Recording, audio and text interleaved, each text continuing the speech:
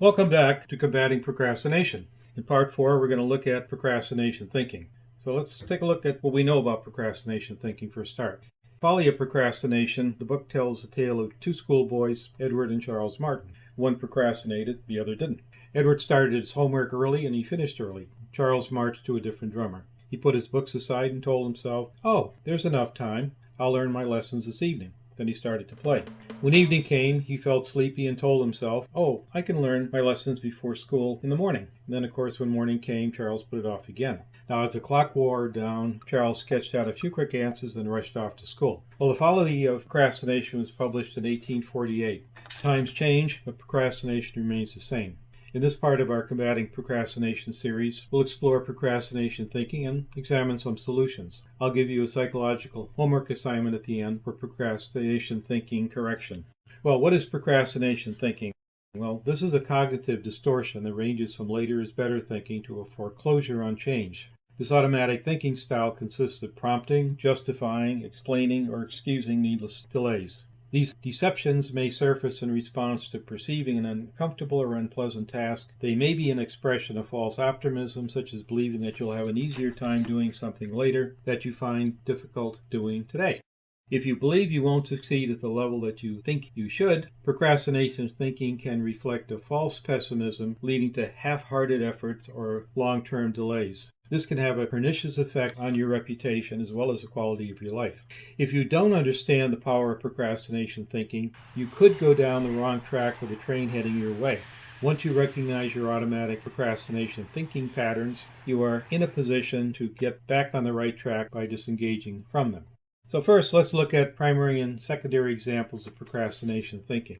Primary procrastination is putting off work that you find inconvenient or you just don't want to do. You don't feel like mowing the lawn, so in knee-jerk fashion you head towards the TV as you tell yourself you'll cut the lawn later. Eventually the grass grows high, higher than what you can conveniently cut. After squabbling with your maid over what the neighbors might think about the hayfield in the front of your house, you eventually hire someone to cut it. Secondary procrastination is putting something off because of a pre-existing problem such as self-doubts and excessive worry over failure. For example, physics is a required course. You feel intimidated by the subject. You both put off taking the course and addressing your doubts and fears. You may actually tell yourself something like, "I can't do it." But more likely this is the case of, "I won't do it," because it's too worrisome, too scary, and whatever the reasons may be. Now let's next look at some forms of procrastination thinking that can fit into either category and antidotes to bring about a transformation from procrastination to positive actions.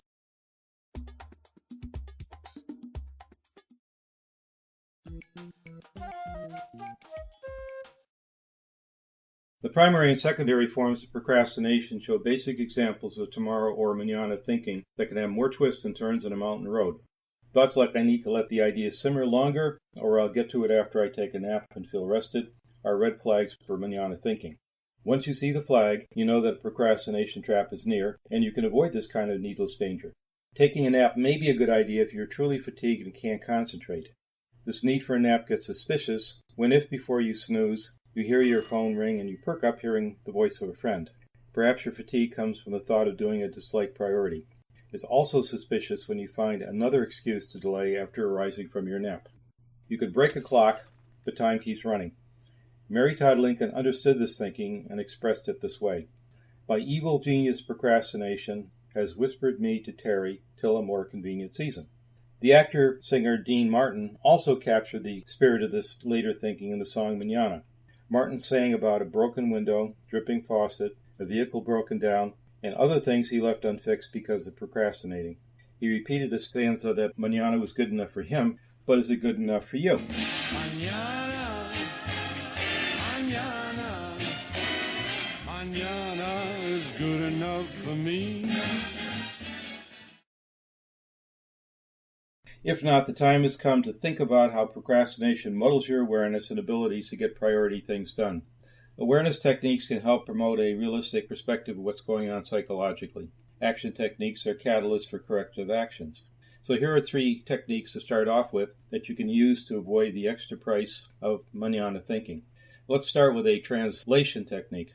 Although thoughts don't have to include words, nevertheless you can translate procrastination thinking into written words. This translation can give you a clear view of what's going on. And once you can see what's going on, you're in a position to do something about it. One thing you can do is label procrastination thinking for what it is. So this is a label technique. To label later ideas as procrastination thinking. You now know what to target for change. You may also tell yourself that this later illusion is BS, but you're still going to have to work on uprooting the thinking, and you might do so with an interference technique. This is where you introduce a self-questioning and change into the procrastination thinking process. You ask yourself how later is better. Seems like a simple question, but it could have pretty profound answers. So honestly ask and answer this question, and you may quickly see the fallacy in later thinking delaying.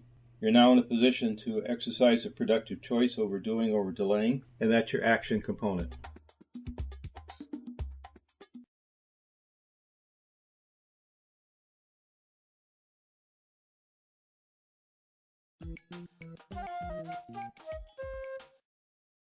The Mañana trap can be elaborate, but there is no end to the creative things people can do to justify delaying even the most pressing of activities.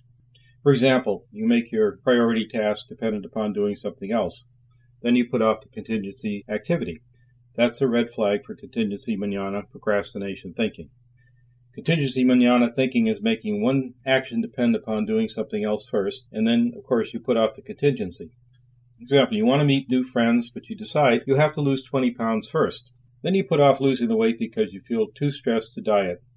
Losing weight becomes a contingency for making friends, and feeling less stressed becomes a contingency for doing both. So you can see where that type of thinking is going to get you. Let's say you want to overcome procrastination.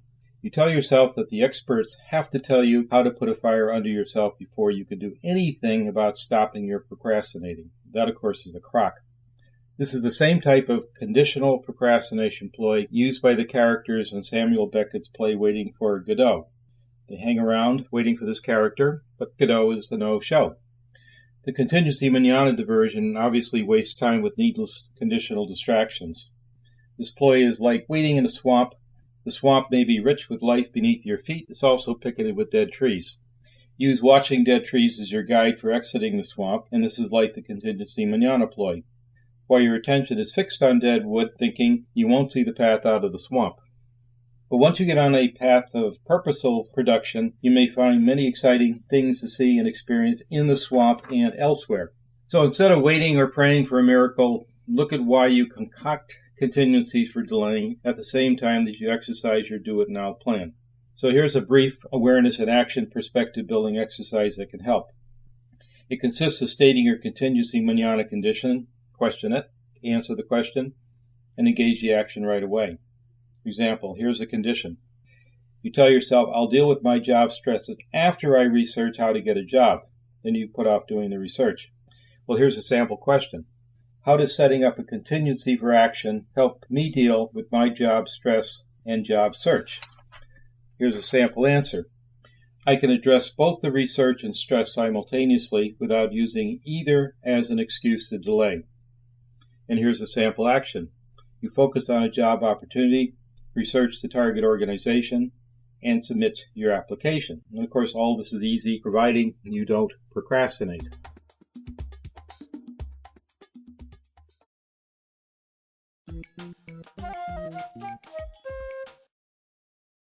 The backward ploy is a dwelling in the past distraction that overlaps with the contingency mañana ploy. You tell yourself that before defeating procrastination, you need to know how you came to procrastinate first. Otherwise, you're doomed to repeat the pattern. Well, that sounds reasonable, but is it realistic? The backward ploy has the surface appearance of seeking deep answers to profound questions about yourself, yet it often serves the same purpose as other contingency mañana ploys. For example, to overcome procrastinating, you think you must have a classic psychoanalysis by a small, bearded man with an Austrian accent. Of course, there's no compelling evidence that demonstrates that this type of archaeological expedition through incomplete and biased memories will bring about an end to procrastination. Meanwhile, you have a perfect excuse to procrastinate until your analysis is complete. It may take 10 years or more, and you're off the hook until then, but are you really? Dwelling on the past is a procrastination thinking red flag. For example, concentrate on past mistakes and hurts, and you may feel too immobilized to attend to today's challenges. While absorbed in this distraction, you can create problems for yourself today that you may very well regret tomorrow. Therefore, this vicious cycle tends to perpetuate itself. You're likely to learn a lot more about yourself through the productive actions that you take. Here's an awareness and action technique for rejecting backward ploy procrastination thinking and getting on with a purposeful and productive life that can be your best self-learning experience ever. As to the awareness exercise, ask yourself this question. Where is the evidence that dwelling on the past helps you in the present moment and prepares you for a better future? If there's no meaningful evidence, start learning about yourself by taking on meaningful challenges. Now here's a future action exercise that complements the awareness exercise. You can shift gears by a flip technique. Here you mentally play with changing perspectives from the past to the future. In this shift, you ask, what is the most important thing that I want to accomplish for myself that I can stretch to do today? Assuming you can accomplish the desired result, add these dimensions to your futuristic thinking. 1. Articulate your meaningful goal and make it measurable and achievable. Then create a doable plan for this transformational change. Execute your plan. Make adjustments. Repeat this test process until you transform your actions from passive regurgitations of past problems to a forward-learning, problem-solving focus where you learn a lot about yourself and get a lot done that you think is important for you to accomplish.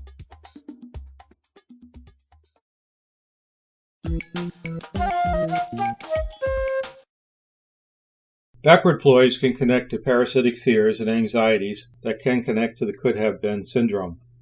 Parasitic fears are exaggerated ego dangers that drain time and resources and give back nothing of useful value. An ego danger can be something like thinking that if you take a test and fail, that would be horrible and people would remember that 20 years from now. And because of this type of anxiety, what you do is you avoid taking a test, for example, that might lead you to an opportunity for a job promotion or entry into a school or whatever it may be. Secondary procrastination often shadows these fears, and so you get less done because of the fear and because of the procrastination. If you're flush with parasitic fears, a trail of could-have-beens is likely to follow you. If you weren't afraid of heights, you could have learned to fly. If you weren't afraid of interviewing, you could have gotten a great job. As you dwell on what could have been, you may drift from what you can do now. That's your red flag. However, there's a silver lining here. Could-have-beens point to what you still may do. Well, by acting to curb your parasitic fears, you learn to tolerate tension, defeat your fears, get meaningful things done. You also can beat the procrastination that accompanies them. In fact, if by addressing procrastination that accompanies them, you get a 2 for benefit. You're likely to get rid of the fear and the procrastination at the same time. For an awareness-building exercise, let's take some advice from the past. The 1st century AD Roman Emperor Marcus Aurelius said, "Your past is gone. Your future is uncertain." If you take this message to heart, you know you cannot change the past, but you also know that the corrective actions that you take today can help shape a positive future. As to an action technique, well, what you could have done and didn't do and all that sort of stuff is a counterfactual.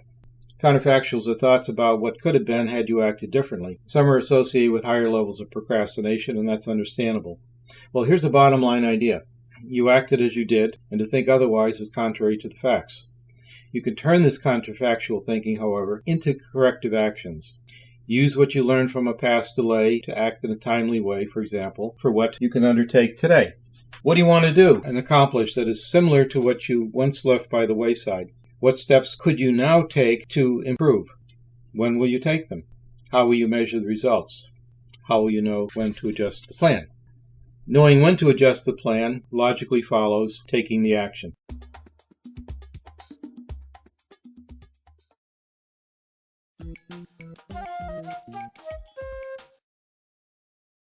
A self-fulfilling prophecy is a prediction that directly or indirectly brings about itself.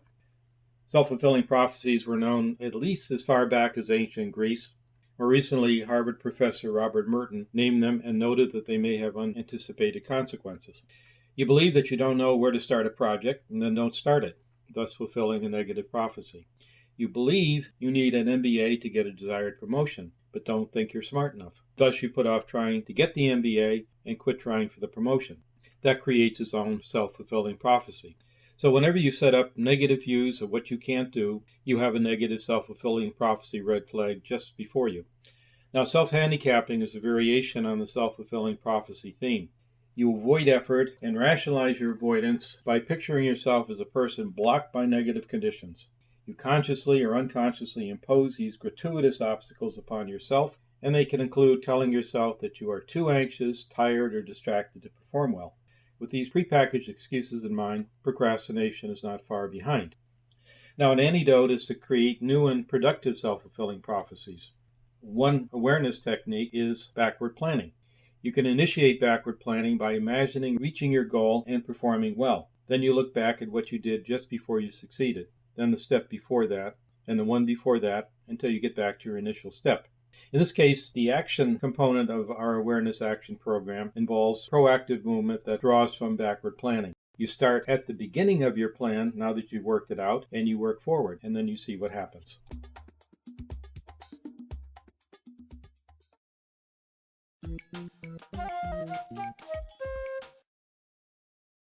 Catch-22 procrastination is foreclosing on yourself by setting impossible conditions for success. Then you procrastinate to avoid the conditions and degrade any exceptions to the rules or your expected results.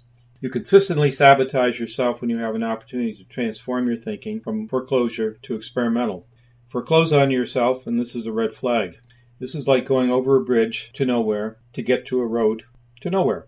In the 2011 annual American Psychological Association Stress in America survey, many respondents report that they would deal with their stress if they had the will, but they can't because they lack the will. That's catch-22. An unkept man with bad breath wants a beautiful model for a mate, but rejects any model interested in him. He follows the Groucho Marx line that he wouldn't want to be a member of any club that would accept him. Meanwhile, he rejects any mortal woman who is not a beauty queen, as she can't be good enough for him. If a beauty queen showed an interest in him, this must mean something is wrong with her. The man's fundamental problem is procrastinating on developing a healthy self-concept and resolving intimacy and perfectionism conflicts. In this case, if he cleaned himself up and brushed his teeth and made a major attitude adjustment, he might sidestep his catch-22 ploy. However, this would take an effort and create a clash between the I he knows and a life that is incongruous with his self-fulfilling prophecy and self-handicapping ideas. As an aside, some people have a morbid fear of upsetting their own apple cart of irrational ideas. This may be the result of a subjective fear of feeling unfamiliar with accomplishment and uneasiness about taking responsibility and responsible action for personal development and growth through self-improvement efforts. Now, fittingly, a willpower paradox exercise can be useful in helping to unravel some of the complications of catch-22 thinking. For example, think you lack the willpower to stop procrastinating, and you have found a procrastination paradox. That paradox merits review and resolution. For example, you want one thing and you do something different. That's willful. How do you resolve this willpower paradox? Second exercise is our action willpower exercise. You exercise willpower, or free will, when you choose a constructive action over procrastination action. This free will effort involves restricting yourself from procrastinating. As your procrastination paradox exercise, refuse to procrastinate and see what results.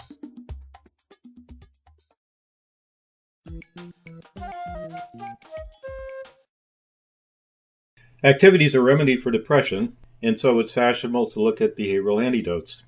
In Dante's Inferno, the restitution for acedia, which is depression, was to run in circles in purgatory while shouting positive affirmations. Exercise, of course, is an evidence-based antidepressive technique. It works as well as any other. Shouting is an activity and a form of remedy. Positive affirmation, well, that intuitive view may not help. Dante's solution may not be sufficient by itself. When depressed, you're looking at a barren world from a dark place. In a state of painful solitude, you're more likely to feel intolerant towards tension and to procrastinate. Thus, getting to the point where you exercise, well, that's a horse of a different color. If you are like many, you'll stall on getting going and using activity as a remedy by thinking you're powerless to act. That's a red flag. It's also a red herring. A red herring is a distraction that diverts attention from the central issue. Powerless thinking, for example, is both a red herring and a fallacy. It distracts from the things that you can do.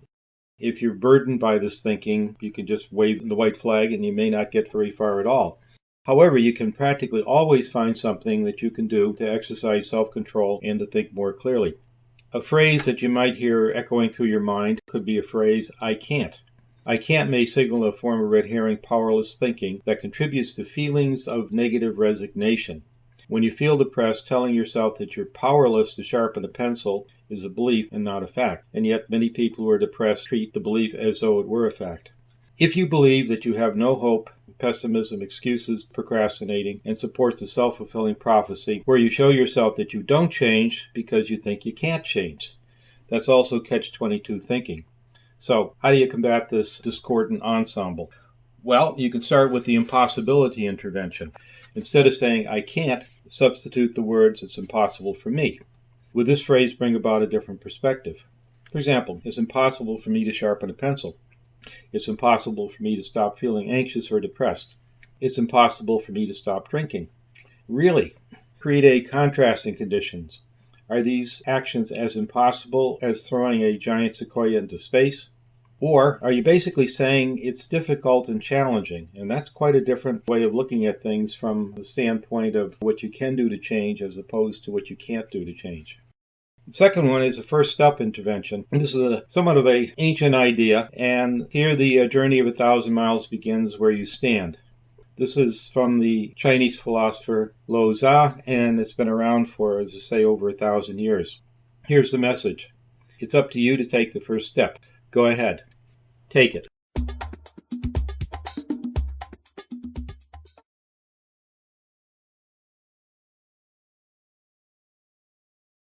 The Wheedler is a finagling, emotionally driven inner con artist that lurks in the shadows of your mind and pulls the strings of your thoughts in order to gain immediate gratification regardless of the cost.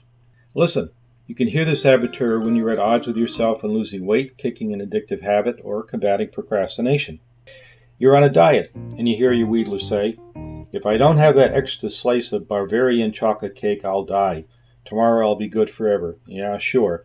This hyperbolizing and discounting argument rarely holds water. You'll shortly be packing in more sweet and fattening carbs. That's just the way it works when you're moving through the world of the Wheedler. A whining Wheedler pleads, oh, life should be convenient and easy. It's awful when it's not. Albert Ellis might see this voice as arising from low frustration tolerance. This is an area that you had better deal with if you want to stop whining, feel in command of yourself, and overcome this form of secondary procrastination that shadows this thinking. Wheedler thinking, of course, is a red flag situation. It's also another red herring. How do you beat the Wheedler? Well, you can start with Wheedler imagery. Which of these pictures that you see on the screen do you think best paints your string-pulling Wheedler that presses you to tarry longer on your responsibilities while you go for the gusto or for what is easiest now? Of course, you can cast your vote for more than one because there's more than one type of voice the Wheedler embraces. So keep this image in mind and then use the following idea to put the Wheedler on the run. Here you do a Wheedler thought analysis. When you're tempted to do something self-defeating, what excuses or rationalizations do you give yourself? Do you deny consequences? If so, you're hearing your Wheedler voice. Now give that voice a negative image. Then do a Wheedler analysis. In your Wheedler analysis, if you normally take Wheedler logic for granted, ask yourself, how has that worked out for me? If you are like most, your answer is not very well at all. So what has not worked before is not likely to work now. Here's a flip technique idea. Rather than try to quash Wheedler thinking by decree, such as banishing Wheedlers, running around in circles and saying Wheedler no more or whatever it may be, accept the Wheedler as a natural but self-sabotaging habit. Now simultaneously give yourself instructions for following through on what is healthy for you to do. Then act as if you could follow this new proactive prescription. Don't be surprised if your Wheedler goes into hiding while awaiting a better time to spring to life again.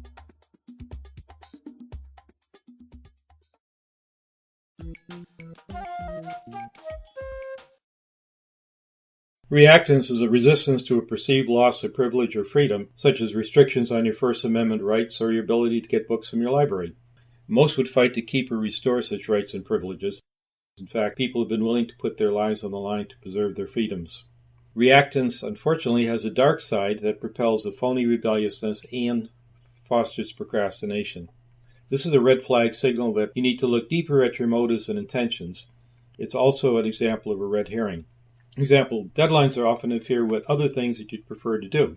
Reactance comes into play when you delay meeting the deadline because you think that artificial timelines interfere with your freedom to do as you please. You may justify your delaying by telling yourself something like, this is a waste of my time, I shouldn't have to do it, Well, tell that to a police officer who pulls you over because you put off getting your car inspected because you thought it was a waste of time. Reactance procrastination surfaces among those who are addicted to a substance. You believe you have a right to drink until drunk. This thinking can dominate your way of being. However, you're screwing yourself up with this self-sabotaging intellectual game. You know you need to kick an addictive habit. The loss of your driver's license and other unpleasant consequences have made this amply clear. Still, you hate to deprive yourself of anything. You hear your angry and defiant Wheedler say, "The hell with this, I'm going for a drink." Some advertisers understand the power of reactance and set the stage for strengthening Wheedler thinking in order to dupe you. In the early 2000s, Budweiser critter advertisements, you see lizards, frogs, and an alligator raiding a waterside bar and coming out with a case of Budweiser beer. The message was clear. The critter is intended to drink now. No one could stop them from getting their bud. Budweiser's water and reptile bar scene had the power to trigger primitive consumptive urges among those vulnerable to these urges. This imagery also shows up in Rorschach inkblot tests, responses of people addicted to alcohol. Did Budweiser advertisers know about the Rorschach results? Did they understand and manipulatively use the concept of reactance? Well, perhaps you'd be wise to resist brainwashing and freedom-robbing hype of this sort. But how? Well, regardless of whether reactance procrastination is about resisting kicking an addiction or dragging your feet on meeting deadlines, there's a simple technique to put this state into perspective. With a clear perspective, you are less likely to embrace procrastination with a factious right to repeat painful, self-defeating patterns. So if you suspect you are in a reactance procrastination trap, do a cost-benefits analysis. Match the probable results of caving into short-term impulses and that of restricting what you do for the sake of long-term hedonism. I'll use drinking as an example.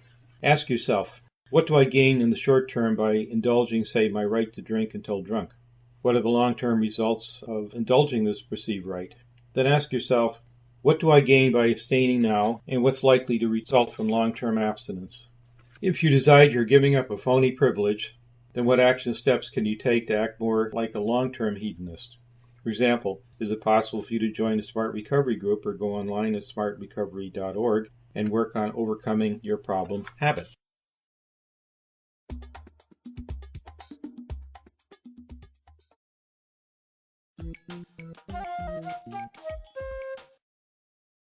The Russian novelist Fyodor Dostoevsky wrote, "Above all, don't lie to yourself. The man who lies to himself and listens to his own lie comes to a point where he cannot distinguish the truth within him or around him, and so loses all respect for himself and for others, and having no respect, he ceases to love."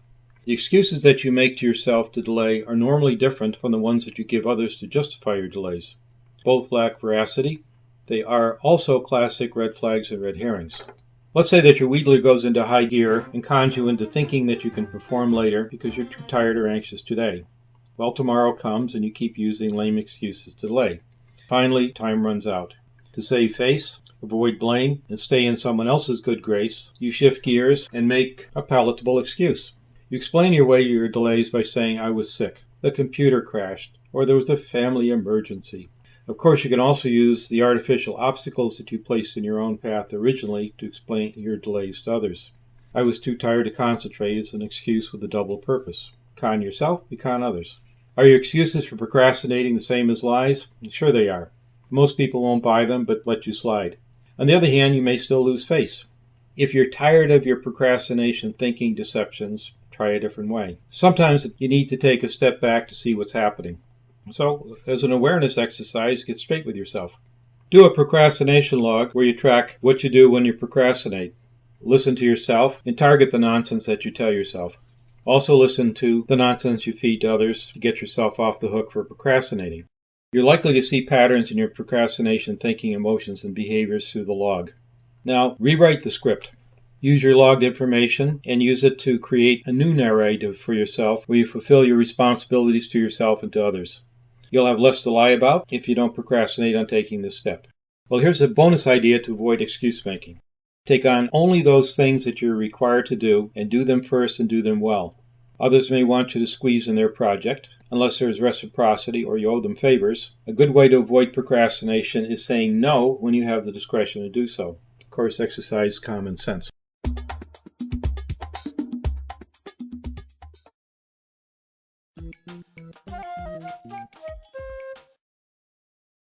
Part of the puzzle for making transformational changes from procrastinating to higher levels of efficiency and effectiveness lies in knowing what takes place in the time and space for what, when, and where you procrastinate. What happens when you have a first urge to delay? At what point do you start to follow through? And when do you finish? What goes on in between? At any time, you can recognize and act to diffuse procrastination thinking and actodinate. This is to act today to start and complete a measurable increment of a timely and relevant priority activity. Let's turn to an abbreviated but novel form of New York psychologist Albert Ellis's famous ABCDE system that you can use to combat procrastination thinking and actodinate. The novel approach includes matching procrastination thinking against standards for reasonable thinking. By using this approach, you can expose the fallacies in procrastination thinking. It's also easier to refuse guidance by cognitive distortions when you can see them for what they are. To start, let's see what the ABCDE acronym stands for. A stands for what you see as an adverse event. For example, you have a challenging project to finish before a deadline. B refers to what you believe about either the project or the deadline. For example, you tell yourself you don't want to do it now, and so you'll do it later. C refers to the emotional and behavioral consequences that are the byproduct of a belief about an unpleasant upcoming responsibility. For example, you feel anxious and tense at the thought of doing the project. You divert into a safer activity. Your anxiety continues and your delay results in a reprimand. D stands for disputing procrastination thinking and replacing these thoughts with fact-based rival beliefs. E is a socially and personally desirable effect on questioning, challenging, and disputing procrastination thinking. I'll walk you through the paces with an example. Let's start with adversity, or activating event. This is the project with a deadline you've yet to begin. Possible procrastination thoughts or beliefs. I have plenty of time. I'll get to it later. Emotional and behavioral consequences that extend from procrastination thinking ordinarily include stress, may include a 11th hour rush, excuse making, and sometimes you get hammered for lateness. Most of us feel uncomfortable about having a priority task hanging over our heads to begin with and doing nothing about it. Stress is an emotional consequence.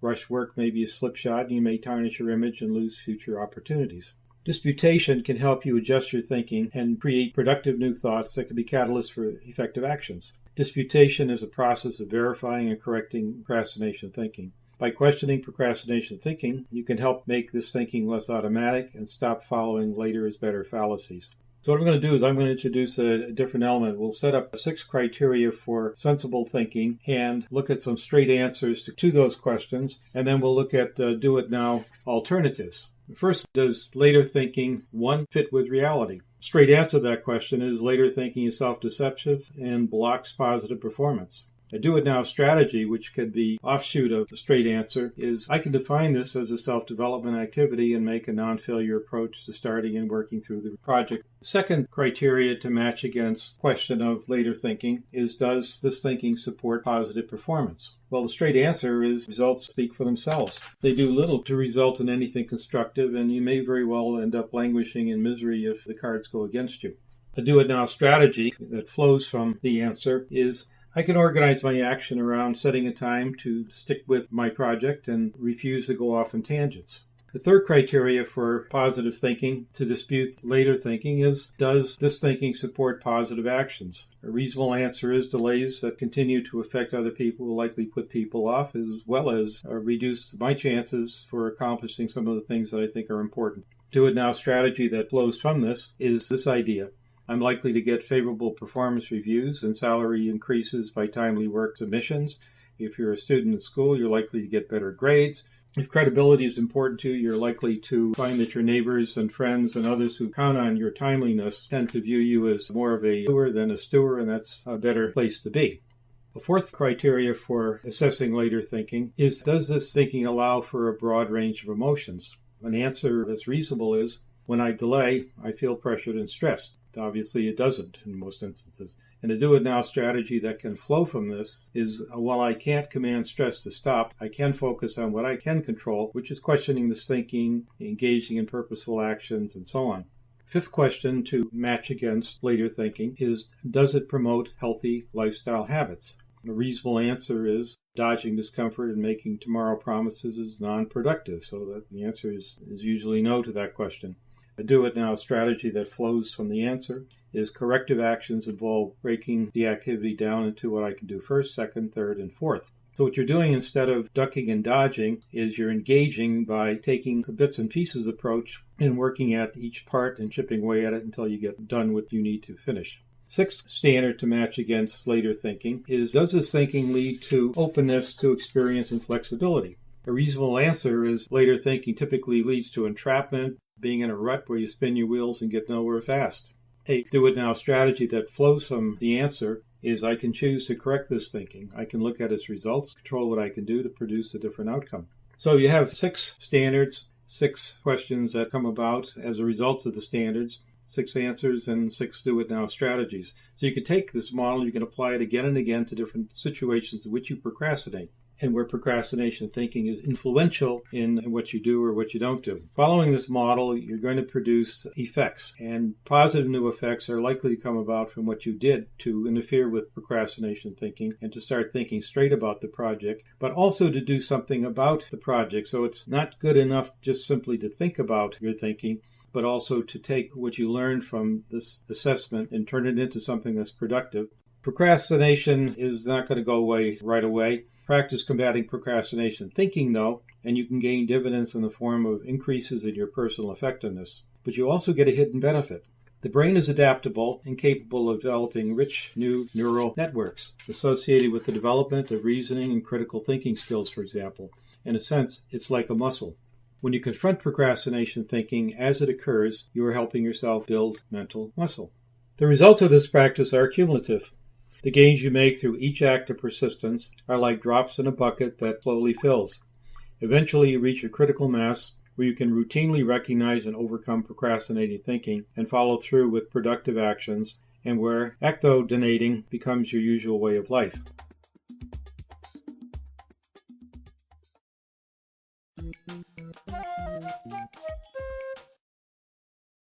So where are we going in the next 2 parts? In parts 4, 5, and 6, you have a 3-pronged cognitive, emotive, and behavioral program that applies to reducing negatives, as procrastination is one, and advancing your positive choices and purposes.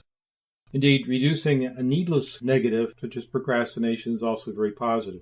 You've just seen the first of these 3 prongs. Here are the next 2.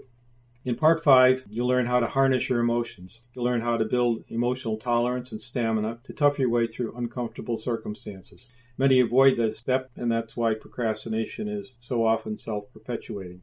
In part 6, you'll learn behavioral techniques to follow through, avoid the hassles of missing deadlines, and prospering through accomplishments. I'll introduce a simple concept for guiding purposeful and productive behavioral transformations in that section.